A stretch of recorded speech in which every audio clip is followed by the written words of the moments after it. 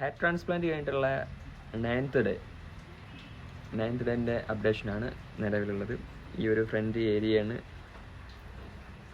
ചെയ്തിട്ടുണ്ടായിരുന്നത്.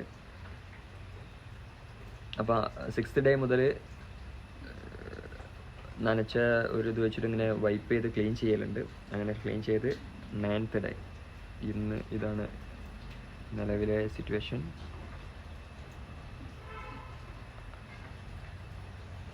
അതുപോലെ donor area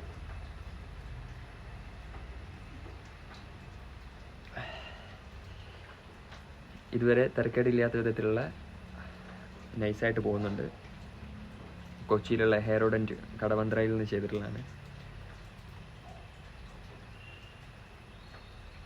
ചെറിയൊരു ബുദ്ധിമുട്ടെന്ന് പറയുമ്പോൾ നമുക്ക് ഉറങ്ങുന്ന സമയത്ത് ബാക്ക് സൈഡിൽ ചെറിയൊരു പെയിന് നമ്മുടെ ഡോണർ ഏരിയയിൽ വരും. അതല്ലാതെ വേറെയുള്ള ബുദ്ധിമുട്ടൊന്നുമില്ല.